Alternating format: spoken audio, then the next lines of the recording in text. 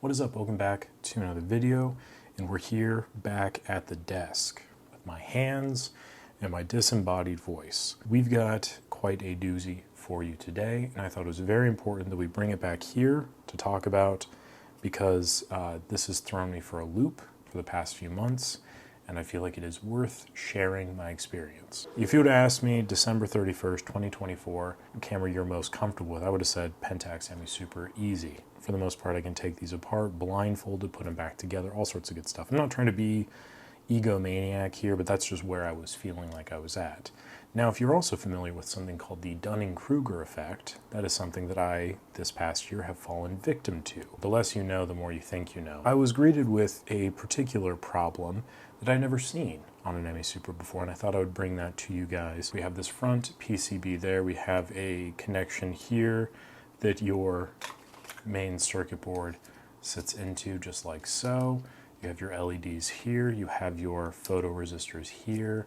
You have your variable resistors that do not touch these. There's no need to do that unless you know exactly what you're doing. You probably won't be watching this video, but do not touch these. And you have these three contacts here, which sync up with those three contact points there to serve as contacts for your manual shutter speed adjustments, as well as a feedback for your auto setting. Now, for the main brain of the camera here, we have your shutter mechanism with the front board there, a magnet for the magnetic aberration control of the shutter blades, which is the timing and stuff. You have your power wires here, your power wire to your contact there. You got your power winder contacts there. You also have this system here, the red, pinkish wire, and the uncovered contact brass wire there.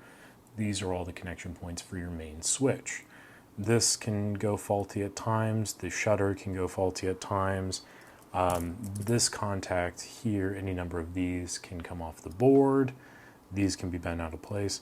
There's a number of issues that can go wrong. And also even with this, sometimes you might notice that there's a slight break in the bridge there. That has happened before. It's a bummer. So those are kind of like the mainstay issues if we're talking about electronics. Now, the issue that I was receiving with this camera was the manual setting was kind of working, but it would only work if you press the up button. It wasn't working on the down button.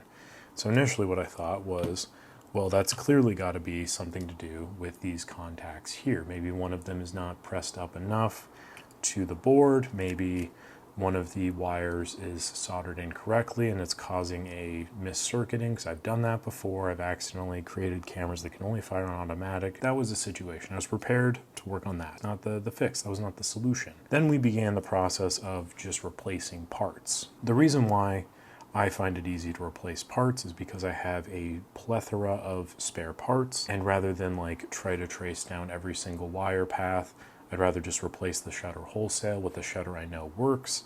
And if that shutter still doesn't work and I know it's another component, I would just rather replace things. And then from there, we can kind of figure out what is the issue that we're coming up to.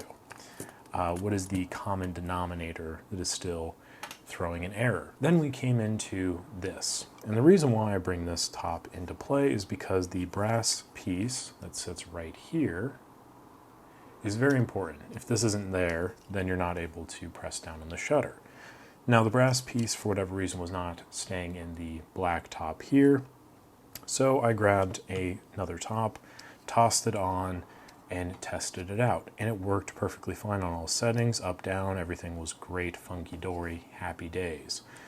Then I thought, okay, well, I'll just take the brass piece out, put it in the black top, and we should be good to go, right? No.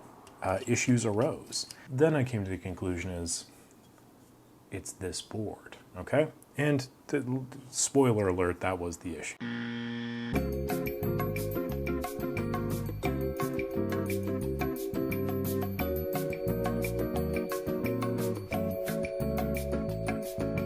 So what we're gonna do today, I thought would be a fun activity, is relive the horrors and show you guys how to access this board, and also just take this off for whatever reason. Sometimes gunk, you can kind of see, does get built up in there. So if you are like really hell-bent on doing a very, very deep clean of a camera, then this is the video for you.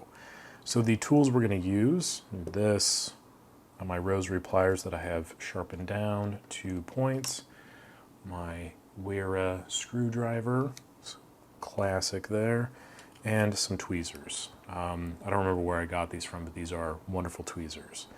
We should be good with just this. We might use one of these as like a little pry tool, but it might not come to that. So we'll start with removing this mechanism here, your shutter mode selection dial thing. There's an inner washer that's threaded, and righty-tighty, lefty-loosey pops that out right there. So you can see this is there, and then this is the inner piece that you want to pull out. Now from here, it's going to be really helpful because you can clean this area out. Again, a lot of gunk collects. Now before I let this go completely, I'm going to press this back in. Don't forget about this piece, we'll come back to it. The housing of your shutter button should look something like this. There's this black base piece, and that sinks in right there like so. And then there is the shutter button itself, which you can remove by doing that. I will do that one more time for you. So notice that there's a little keyhole.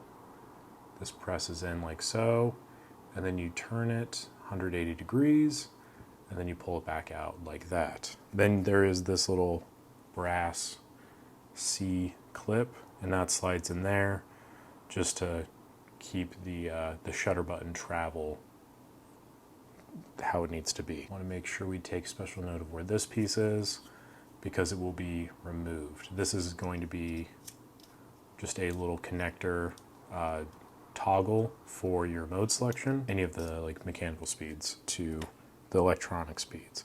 The other thing I'm going to do is just remove this. This little tab is actually spring loaded. There is a spring down here. It doesn't usually come out, but if you want to like try to fish it out, you can. I'm just removing this because I don't want to accidentally lose it. But this is what creates the tension for the auto. So notice as I rotate over the auto, that little tab shoots up. That is because that contact makes it shoot up. Good stuff. Okay. Then from here, we have a small black screw right there. So we will take our screwdriver, cross-point screwdriver, GIS screwdriver, whatever you want to call it, and you'll notice that that immediately releases this whole plate. So we'll push in on it a little bit, and everything pops out. So here is the main housing piece here. You'll notice that it's pretty basic. The buttons stick with the body. The spring housing is right there. And that's pretty much it. This is great if you need to clean, do a deeper clean amongst all of these little creaks and crevices that you otherwise wouldn't be able to access. So there is a benefit to this process. Now you'll notice that the little metal contact here has come off. You can see the purpose of it is for a connector point to that auto switch there. We will take this out just because we don't need to worry about it at the moment. And then we have our 2 buttons, which you'll notice the orientation of them straight out of the body. There's this little like nose kind of ledge situation that juts out towards the mode selector dial. So just remember that. And then the bottom one juts in. Not that that really matters too much. And then we have this. Oh, that's interesting. This is different than the other one. What a fun little feature. The other one had rubber housing as opposed to these. I'll just show you. It's going to take me like 2 seconds to get this one off. Then I'm just going to have a bunch of loose ME Super parts laying around, which is perfect. Just what I wanted on a Monday evening. So I guess there's 2 variations, maybe more. I've literally very rarely taken these apart, but you can see that there are rubber contacts here and brass contacts here. Now I did do the board removal already, but there normally would be a board here, and it looks just like this. Okay, this is your board with your up switch contact there and your down switch contact there, and the 3 contacts that then lead to your mode selection switch here. So this sits like that, if that makes sense. Why was this broken? I don't know. Just because. Let's remove this one for the time being. It's not as important. Let's continue with this. Now from here, there is a screw. We will take that screw out.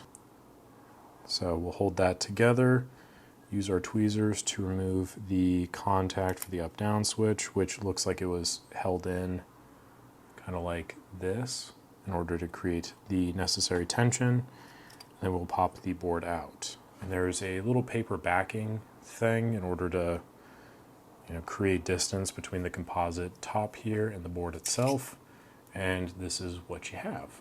Same board. This one actually works though. So I want to make sure that we keep note of that. Look at that outline of gunk and grit.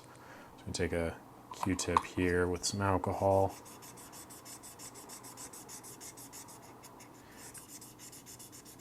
And just give it that a good clean. That was the issue, right? It was just as simple as that. It was one of those instances in which I did not even really consider that to be a possible point of failure. But now that I know that I guess that is a point of failure, I thought it would be behooving of me to share that experience with all of you. So again, the issue was the manual mode selection was not working. It was showing as auto anyways, and then the few times I was able to get some kind of like manual feedback, the button itself was not working. So that is due to the board failing. I had one of the contacts, I suspect the down contact, but I do not get paid nearly enough to try to like fix or fabricate a new board because I have so many spares. I decided to just replace it. I did clean it first. I put it back in and was able to get the manual setting, was able to get the up, but not the down, and then the up started wigging out a little bit. So I just again decided wholesale replacement, and ultimately the camera is now working perfectly fine. We're just gonna put this back together, which I suppose we can all be present for. We do the little paper backing here first, then we'll do the board. The board fits in like that. It should be relatively flush to the top. I'm actually going to put the rubber buttons in because I kind of prefer those, to be honest. And because it's rubber, it doesn't have to have the washer there separating it from the contact. That should work. Maybe not. We'll find out. Now from here, while we have this off, let's just give this a quick clean down. I want to be careful again because there is a spring in that little hole. You can remove it with the tweezers. It's not that hard to do. I just don't really need to outside of like showing you, and I don't really think that that's that important. Just be careful. That would be my advice there. From here, kind of have to do a few different things. Again, we have to make sure that the buttons are kind of in place first.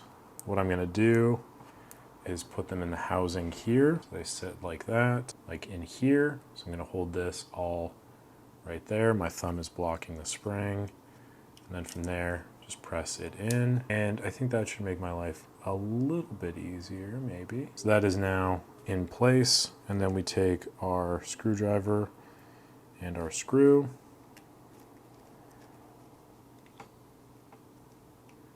And tighten that in. We're good to go.